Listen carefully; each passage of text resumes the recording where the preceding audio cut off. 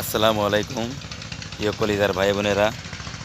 দেখেন, আমি আছি আমাদের লাউ খেতে।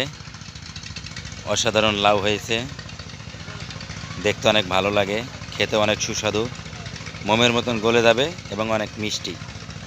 এই লাউগুলা মূলত গোল বংশের লাউ, দেখতেই পাচ্ছেন। এই লাউগুলা গোল, এগুলো অনেক মিষ্টি হয় এবং গলে যায়, খেতে অনেক মজা লাগে। তো প্রিয় দর্শক, লাউগুলো অনেক অসাধারণ,